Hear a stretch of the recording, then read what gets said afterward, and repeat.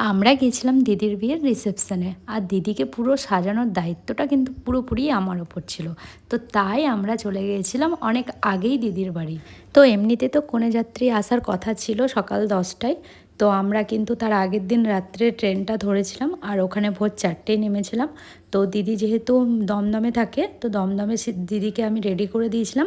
তারপরে কিন্তু আমাদের যাওয়ার কথা ছিল মেন লোকেশানে, কলকাতা জোড়াগির্জা। তো তারপর দেখো কি কাণ্ডটা না হলো এখানে। তো আমরা কিন্তু দিদিকে অনেকক্ষণ আগেই রেডি করে দিয়েছিলাম, মানে 10টার মধ্যে দিদিকে পুরোপুরি কমপ্লিট করে দিয়েছিলাম। আর তারপরে প্রায় 1-1.5 ঘন্টা আমাদেরকে বসে থাকতে হয়েছিল গাড়ির জন্য, মানে যেহেতু পুজোর সময় হচ্ছে দিদির বিয়েটা, বুঝতেই পারছো। আর ওখানে কিন্তু ওইখানকার মানুষরা সারা রাত পুজো দেখতে যায় মানে গাড়িতে করে, যার জন্য সকালবেলাতে গাড়ি নাকি আসতে লেট হয় বা পাওয়া যায় না সেরকম, সেটাই বলছিল ওনারা।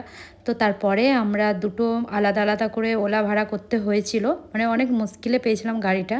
আর তার উপর দিয়েই রাস্তাতে কিন্তু মাঝে মাঝে প্রচুর জাম্প হচ্ছিল, যার জন্য আমাদের যেতে অনেকটাই লেট হয়ে গেছিলো। মিনিমাম আমাদের ওখানে পৌঁছাতে পৌঁছাতে 1টা বেজে গেছিলো।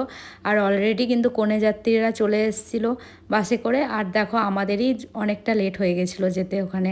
আর এখানে যেতে যেতে একটা জিনিস দেখো, পুরো রেলিংয়ে এখানে কীরকম করে এত প্যান ঝুলিয়ে রেখেছে, এই জিনিসটা কিন্তু আমি বুঝতেই পারলাম না যে কেন এত প্যান ঝুলিয়ে রেখেছে। এই ব্যাপারটা দেখে কিন্তু আমার একটু অবাকই লাগলো, কারণ আমি এরকম একটা ফার্স্ট টাইম দেখলাম যে এত প্যান ঝুলিয়ে রেখেছে।